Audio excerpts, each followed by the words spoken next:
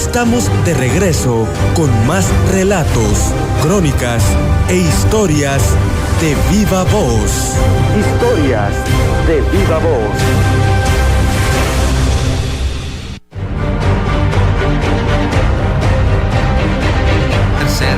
¿No? Porque es como una síntesis, pero ahora los que planean hablan ya no por área. Estamos en Historias de Viva Voz, aquí justamente con el ingeniero Zenén Aarón Xochitl Enciso, y estamos precisamente hablando de esta gestión municipal y queremos preguntarles, ingeniero, el grupo de colaboradores. Sí, pues mira, creo que la conformación del equipo de trabajo para poder tener los resultados es fundamental. Y quiero resaltar un detalle. Yo me di a la tarea de conformar un equipo de trabajo y quizás es una de las ventajas que tenemos quienes estamos, por ejemplo, en Acción Nacional, que no llegamos con los compromisos de las cuotas de poder que le sucede a los gobiernos, por ejemplo, del PRI, que se manejan en un esquema corporativo y tienen que darle la tajada del pastel a cada uno de los sectores. Y muchas veces quienes llegan a una posición se la deben a otro y no se la deben al presidente por los compromisos con los que llega el presidente. Yo llegué con un compromiso con la sociedad y busqué talentos. Y te quiero decir que algunos de los colaboradores yo ni siquiera los había tratado y nunca los había conocido, o los conocí ya previo a tomar protesta al estar auscultando los currículas. Por ejemplo, en el caso de desarrollo económico, pues yo le pedí a las cámaras y a la gente del sector empresarial que me hicieran propuestas. Por ejemplo, quien estuvo al frente de esta dependencia, Mauricio Duarte, pues yo lo conocí porque estaba trabajando en el Codecine en aquel entonces. A Diego Muñoz, quien fue la otra persona, yo no tenía el gusto de conocerlo, me hicieron buenas recomendaciones de ellos y al final de cuentas conformamos un equipo de trabajo y lo pongo como referencia. Hablando de las personas que yo invité a colaborar, que por alguna circunstancia pudiera decirte que no tenía ninguna relación. Por ejemplo, la arquitecta Sol Ángel, ella trabajaba como técnica en el IMPLAN, en el municipio, y le invitamos a trabajar en el área de desarrollo urbano. Pues simplemente queríamos gente que conociera. El tema de Lore de la Vega, que si bien la conocía y la había tratado, pero era... Cuando auscultamos, cuando quisimos crear esta área, ¿quién? Y sobre todo auscultando, viendo que son gente que ha aportado desde la sociedad civil, que incluso ha trabajado sin cobrar, le invitamos a colaborar en esta área y obviamente pues nos dio un resultado excelente y pudiéramos irle sumando de alguna manera los colaboradores que tuvimos, que creo que hubo un gran talento. El tesorero Jesús Acosta, con un perfil profesional, que tan buen resultado fue que fuimos en esos 3 años el ayuntamiento con las mejores finanzas, con las cuentas públicas más transparentes, que éramos ejemplo a nivel estado. Fuimos el municipio con la mayor eficiencia recaudatoria. En las evaluaciones de desempeño que otorga la auditoría del Estado, la ACE, en este caso, los 3 años fuimos el primer lugar. Ahí se evalúan, en este caso, en la evaluación del desempeño, 12 indicadores financieros. En esos es la eficiencia recaudatoria, cuántos empleados tienes por cada 1,000 habitantes, cuánto destinas a la obra pública de tus recursos propios. Y quiero decirte que nosotros llegamos a estar en un año hasta en el 30% de nuestros recursos destinados a la obra pública, porque éramos eficientes en ese sentido, ¿no? ¿Qué pasa con muchos ayuntamientos que están en la bancarrota porque no hacen un trabajo eficiente y no administran eficientemente? El que gasta más de lo que percibe se tiene que hundir. Y nosotros jamás, en este caso, gastamos más de lo que lográbamos captar, mejoramos la eficiencia, pero aparte logramos bajar muchos recursos de fuera, que eso nos dio la posibilidad de atender muchas demandas. Entonces... Pero, por ejemplo, como gobierno también, digámoslo así, proveniente de una alianza, donde se integran también fuerzas políticas, pues también hubo que darle participación a figuras de otros partidos. Estoy recordando simplemente el síndico procurador, que era Ildefonso Medina. Así es, totalmente, y logramos construir un gran equipo de trabajo. Por ejemplo, el área de la Contraloría, nosotros hemos sido congruentes, ¿no? Cuando proponemos a veces ahí en el Congreso de que el síndico procurador sea de la primera minoría, es precisamente buscando los contrapesos. Logramos transitar, teníamos un síndico procurador del PRD, el contralor interno también era un militante del PRD, en el área de servicios públicos tuvimos en este caso al licenciado Antonio Mártir, recuerdo también ahí, con un equipo de trabajo también de gente de otras fuerzas políticas, como dices tú, y algunos equipos, el subdirector de servicios públicos también emanado del PRD.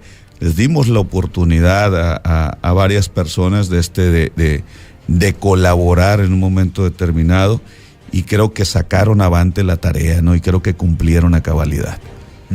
Sí, también una de las cosas que podríamos decirlo es que se dio una alta participación de las mujeres dentro de la administración. Sí, mira, nosotros buscamos darle la participación a la mujer porque la mujer tiene pues grandes talentos, grandes capacidades. En este caso, pues Ana Bella, que estuvo en el área de cultura, hay que resaltar también que nosotros construimos lo que es las nuevas instalaciones del IMAC, del Instituto Municipal de Cultura. Dignificamos esa área. Mencioné hace un momento también a la arquitecta Sol Ángel, a Carla América, que estuvo al frente del programa de AOME Despierta, de Gaby Rodríguez, que estuvo en el ISMujer, de las que recuerdo ahorita.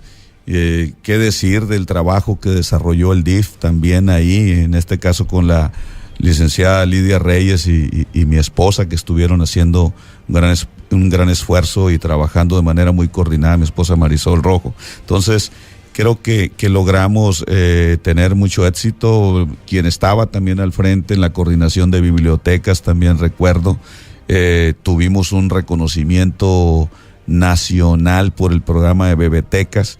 Entonces le metimos conectividad a todas las bibliotecas de la zona rural del municipio. Impulsamos que hubiera en los espacios públicos también internet gratuito para las gentes de escasos recursos.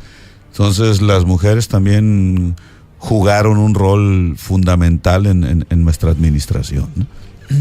En el caso de las sindicaturas, siempre se ha considerado que son, como quien dice, ciudadanos de segunda, y en ocasiones se quejan que hasta de tercera. Creo que una de las cosas dentro de tu administración fue tratar de visualizar beneficios de la obra pública hacia las sindicaturas, ¿no? Y estoy pensando no únicamente en AOME, en Topolobampo, que son las inmediatas, sino también pues el Carrizo, el Guayabo, ¿no? Y la Higuera y demás. Me atrevo a decir que en muchos años a las comunidades rurales de AOME no les ha ido tan bien como cuando estuvimos nosotros en la administración. Simple y sencillamente, cuando hablaba de las situaciones de los perfiles y de conocer y saber, pues yo te puedo decir que de una u otra manera, pues hay raíces muy profundas en la comunidad rural, pues al ser mi padre ejidatario y tener ese contacto de siempre directo con la gente de la comunidad rural, de crecer, de desarrollar precisamente y de conocer sobre todo las necesidades y las carencias, es lo que te sensibiliza cuando te digo en la toma de decisiones. Nosotros enfocamos las baterías de manera muy importante, es por ello que abatimos muchos rezagos en materia de servicios públicos en las sindicaturas y en las comunidades rurales. Hicimos una infinidad de obras en materia de saneamiento, de agua potable, de drenaje, de alcantarillado, donde incluso muchas comunidades cumplieron su ciclo de vida los drenajes y hubo que reponerlos. Y no sé, te puedo hablar de comunidades como el Flores Magón, el Benito Juárez, el plan de Ayala, de los que recuerdo, el plan de San Luis, el propio, no recuerdo si el 18 de marzo, el ejido Francisco Villa, que casi lo pavimentamos a un 60%, en el ejido México. Entonces, estuvimos por hablar de aquí de la central, pero si nos vamos a la Higuera de Zaragoza, había muchas comunidades que no tenían drenaje y le pusimos drenaje. En el Valle del Carrizo tuvimos que reponer muchos drenajes, recuerdo en el Poblado 5, por ejemplo, las líneas de conducción de agua potable para alimentar varias comunidades desde las Isabeles, que es para allá rumbo del Carrizo hacia Jaguara, jalar las líneas de conducción, llevar el agua potable también desde las Isabeles hasta Bacorehuis, a esta comunidad indígena. Entonces, la verdad que fue un esfuerzo extraordinario para poder elevar la calidad de vida. Por ejemplo, en el estero de Juan José Ríos, la tubería en la cual se llevaba el agua potable, pues era de asbesto, imagínate, pero sobre todo lo dañino para la salud.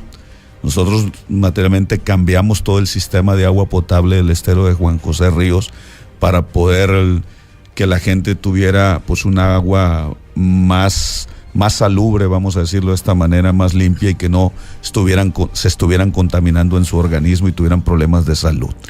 En términos de lo que es el desarrollo económico, la promoción de inversiones, definitivamente se trabajó en un sentido muy amplio, de manera global, tratar de jalar inversiones de otras partes del país, incluso inversiones a nivel internacional.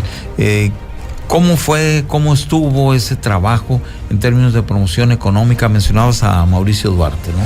Sí, mira, creo que se hizo un trabajo muy profesional, y de antemano en el área de desarrollo económico, pues lo primero que hicimos fue cambiarle el rostro. Si queríamos dar el verdadero rostro de AOME, pues te puedo decir que cuando yo llegué como presidente, el área de desarrollo económico era una oficina allá en un rincón de donde eran las viejas celdas de seguridad pública, y por donde están ahora el área de regidores, que también la transformamos y la modernizamos, pero la verdad que lastimaba y agraviaba. Yo creo que ahí nadie se podía atrever a decir, si venía un inversionista, pues si lo llevabas a esa oficina, pues la verdad ya no volvía, ¿no? Dicen, si este es el rostro que nos presentan, esta es la visión que tienen, y me atrevo a decir, y fue una de las primeras acciones, tenemos la mejor oficina, las mejores instalaciones de desarrollo económico en el estado de Sinaloa, y en aquel entonces pues también con el equipo que conformamos. Hicimos estrategias muy importantes para aterrizar recursos. Fuimos el primer municipio en el país que constituyó el área de desarrollo económico en un organismo intermedio que nos permitiera accesar a los recursos federales que están destinados para ello. Gracias a ello pudimos hacer un estudio, un análisis, un diagnóstico de las potencialidades de muchas empresas de nuestro municipio. En aquel entonces creo que fueron como 150 que pudieran tener la capacidad exportadora. Logramos bajar recursos para estimular en un momento determinado el crecimiento de su planta productiva o la modernización, pero esto no paró ahí. Fuimos el primer municipio en la historia del estado de Sinaloa que fue a expos internacionales como municipio, porque normalmente en las expos internacionales quien pone su stand es el estado de Sinaloa, y en este caso íbamos como municipio AOME, y las empresas, en este caso, que en su momento en el diagnóstico fueron identificadas con la factibilidad para poder estar en condiciones de competir, tuvieron la oportunidad de exponer sus productos en esas ferias. Recuerdo la de Dallas, Texas, recuerdo en Brasil, recuerdo que otra fue en España, donde llevamos, en este caso, el rostro del municipio de AOME, el verdadero rostro del municipio de AOME, para que la gente conociera qué es lo que estábamos haciendo en ese entonces en el municipio de AOME. Y la verdad que pues esto nos dio pues la posibilidad de proyectar a nuestro municipio a otras latitudes. Obviamente hubo la posibilidad de fomentar, hubo proyectos que que se quedaron en semilla y que siguen caminando, como es la planta que se pretende o que está en proceso rumbo a Topolobampo, y el desarrollo de algunas empresas, las propias maquiladoras que han ido creciendo, se han ido instalando o han ido ampliando su capacidad. En este caso se lograron también esos propósitos, y creo que una de las cosas que fue clave, rompiendo paradigmas como siempre lo hicimos, nosotros destinamos recursos propios, como no lo hacen muchos ayuntamientos, para impulsar a los emprendedores, y logramos dar muchos pequeños microproyectos a emprendedores, a negocios en la localidad. Hicimos un convenio con el Empreser para que hubiera una incubadora de negocios y poder primero asesorar, encauzar a la gente para que esos pequeños proyectos que iniciaban pues no murieran a los días como luego sucede. O sea, poder capacitar a la gente que quiere iniciar. Nos pedían para hacer machaca, para hacer tamales, para poner un changarro, en fin, pero el tema de la gente es que no sabe cómo administrarse. Entonces se les asesoraba, se les encauzaba, se les ayudaba. Entonces nosotros destinamos recursos propios para ello, ¿no? Sí, que es de hecho ese tipo de programas y apoyos continúan con otros nombres, pero ya esta mecánica de establecer la técnica, cómo hacer un negocio, cómo proyectarlo, cómo administrarlo y cómo sacarlo adelante, pues esto es precisamente en lo que estos talleres, estas incubadoras de negocios, pues procedimiento que todavía continúa, porque cuando se sueltan los recursos, si no existe esta capacitación, pues es también un poco estar tirando el dinero, ¿no? Totalmente de acuerdo, y eso, pues nosotros en todos estos temas que hemos estado platicando, la verdad nos da mucho gusto pues haber sembrado la semilla o haber puesto los cimientos de lo que hoy hay una continuidad, y que obviamente en el proceso se van perfeccionando, se van mejorando, y que incluso algunos de ellos, como decía yo, como el programa de las becas de transporte y otras cosas, incluso lograron trascender a nivel nacional. Uno de los puntos críticos, sobre todo en la ciudad de Los Mochis, que es la que más exige estos servicios, es justamente cuando nos referimos al drenaje, cuando nos referimos al agua potable y todo eso. El drenaje pluvial que hoy se avanza, se construye. Sin embargo, tú no pudiste hacerlo, tuviste la oposición justamente para solicitar estos créditos que llevaran a cabo lo que es el drenaje pluvial. Sí, mira, la verdad fue pues un hecho pues muy lamentable, porque creo que si hay una demanda en este municipio por las condiciones que tenemos, es la construcción de los drenajes pluviales, que hemos ido de manera gradual, es cierto, pero lo que nosotros buscábamos era, cuando menos, atender los puntos más críticos de la ciudad. Por ejemplo, el área de la colonia Magisterial siguen teniendo el problema. Los que viven por el lado de la colonia Rosendo G. Castro siguen teniendo el problema. El tema de ahorita que se está construyendo el del Heriberto Valdés, para poder desfogar las aguas, que el Boulevard Rosales materialmente parte en dos la ciudad, por ser un área muy baja, pues va a hacer falta también el pluvial de la calle Madero. Hay otro colector que se tiene que hacer también, lo que es el colector pluvial del Chihuahuita, el Boulevard Chihuahuita, hacia el oriente también de la ciudad. Hay otro colector que teníamos previsto hacer por la calle Niños Héroes también, para poder complementar el drenaje pluvial del Mercadito. Entonces sacar por la calle Niños Héroes también. O sea, esas áreas que ya están muy identificadas de poder avanzar. Créeme que creo que hubiéramos dado un paso al frente muy importante, y venía contemplado un pluvial para la Villa Gustavo Díaz Ordaz en el Valle del Carrizo. En este sentido, lamentablemente hubo personas que se opusieron en aquella ocasión, que pudieron más los intereses de partido, los intereses políticos, y que no les importó el bienestar de la sociedad. Hay que decirlo con todas sus letras, ¿no? Entonces fue inaudito que por ejemplo el ayuntamiento de Ahome, que era el municipio y que sigue siendo el municipio con las mejores finanzas en el estado de Sinaloa, donde había una administración ordenada, en este caso la mejor calificada, pero sobre todo había una justificación social del proyecto, fuimos al único municipio que el Congreso del Estado le negó el crédito. Sí le dieron crédito a Culiacán, le dieron crédito a Guasave, le dieron crédito al Fuerte, le dieron crédito a Angostura, que las condiciones económicas de esos municipios pues sabemos cómo están, y aún sin embargo le negaron la posibilidad a Ahome de poder atender ese rezago tan importante que tiene que ver pues con la construcción de los drenajes pluviales que nos puedan dar certeza a los ahumenses, pero sobre todo que tiene que ver incluso con el patrimonio de cada uno de nosotros. Cuando nos inundamos, pues cuántas familias pierden sus enseres domésticos, las casas se dañan, se deterioran, en fin, etcétera. Y pues te digo, es un proyecto que quedó ahí, quizás es una de las situaciones que en lo personal fue frustrante ver la actitud y la conducta de gente que se rasgó las vestiduras y se atravesó cuando simple y sencillamente nomás bastaba voltear hacia atrás. En este caso, como las anteriores administraciones priistas, obviamente con proyectos justificados, pues pidieron créditos para atender y poder hacer obras que la sociedad estaba demandando.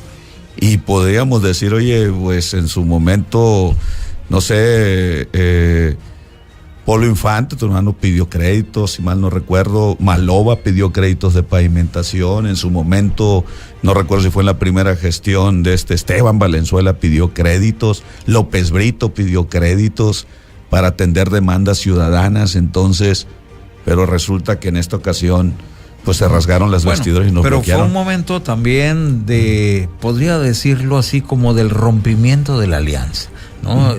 La alianza con la que se inició, que de hecho el gobierno estatal pues arrancó prácticamente con la bandera del PAN, y posteriormente se da como un recurvamiento de los funcionarios estatales hacia el priismo del que habían surgido quizás, y de ahí se da este deslinde de muchas cosas y la confrontación en términos de partido, como es lo que señalas. Sí, fíjate, entiendo y comprendo esta situación.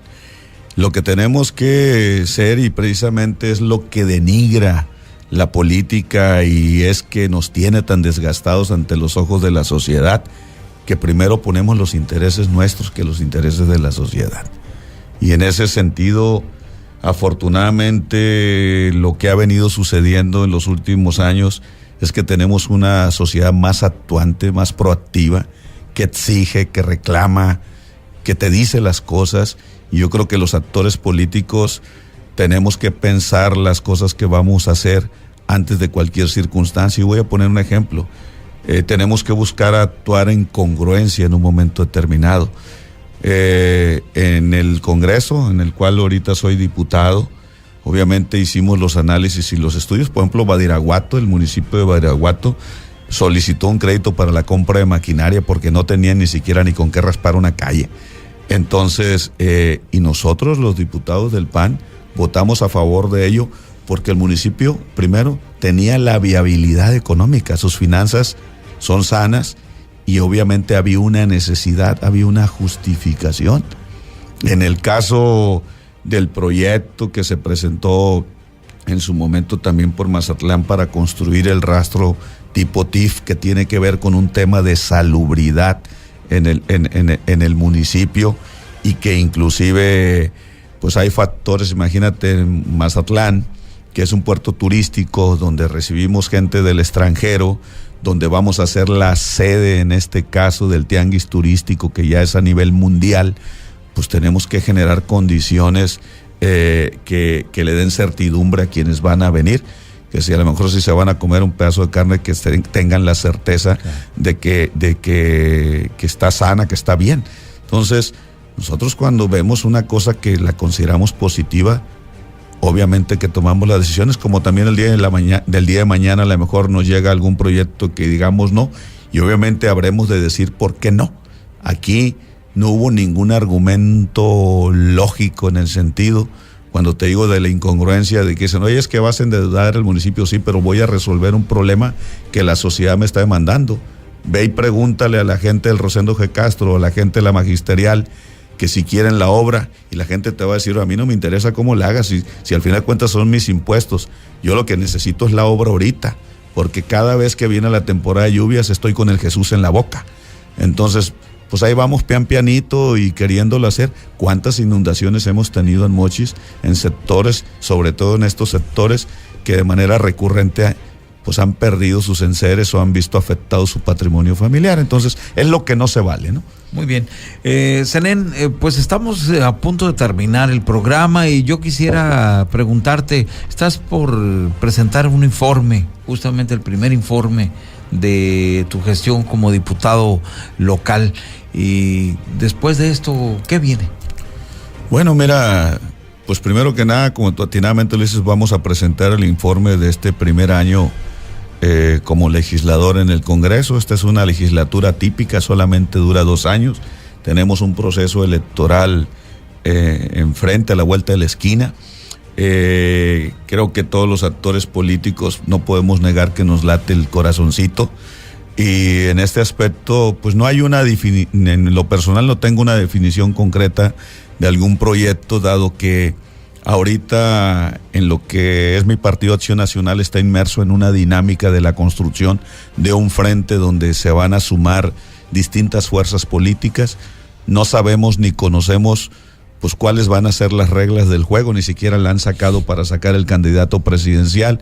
Entonces estamos a la expectativa de cómo se generan estas circunstancias para ver qué decisión tomamos en un momento determinado, en qué trinchera podremos participar, si habremos de ser o no candidatos, pero independientemente de que si lo somos o no lo somos, un servidor estará participando, coadyuvando o respaldando los candidatos que mi partido postule en un momento determinado. Tenemos esa convicción, queremos que el PAN con sus aliados llegue a la presidencia en el 18. Creo que este sexenio que llegó con Peña Nieto y muchas expectativas ha sido una catástrofe para México. La verdad que ningún presidente de la República había llegado a la recta final de su gestión tan desgastado como ha llegado Peña Nieto, con un rechazo generalizado de la población. Entonces se hace pertinente pues un cambio de rumbo al frente de la presidencia de la República, y nosotros nos sentimos motivados en que Acción Nacional vuelva a recibir la confianza de los ciudadanos, porque si realmente ponemos en la balanza, simplemente contrastemos el sexenio de Calderón con el de Peña Nieto y encontramos una gran diferencia, en este caso, de una gestión de gobierno a la otra. No tuvimos problemas en el tema financiero, logramos avanzar de manera muy importante en muchos sectores. Hoy los productores agrícolas, por ejemplo, te dicen, oye, es que cuando estaba el PAN, te llegaban los recursos en tiempo y forma, incluso te llegaban mejor. Simplemente cuando la helada aquí en Ahome y en el estado de Sinaloa, todos los apoyos que les dieron a los productores, después que se fue el PAN, pues esos apoyos se cayeron. Les iba bien si les llegaba lo poquito que les prometían. Entonces no ha habido sensibilidad, no ha habido la eficiencia, la eficacia. Los escándalos de corrupción han sido mayúsculos con los exgobernadores, en fin, etcétera. Entonces hay muchas situaciones y muchas circunstancias. No sabremos dónde habremos de estar.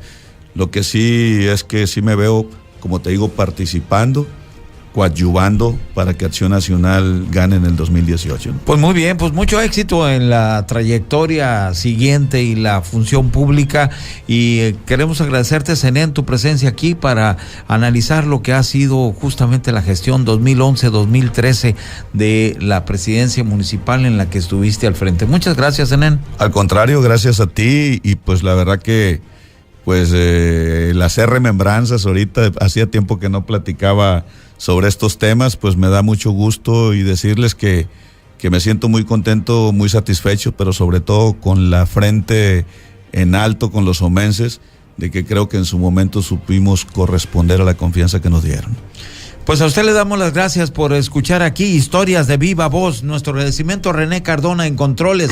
Se despide José Armando Infante y nos escuchamos aquí miércoles a las 7 de la tarde y su repetición los domingos a las 7 de la tarde. Hasta entonces. Es así como finaliza este profundo recorrido por la historia de nuestra ciudad y región.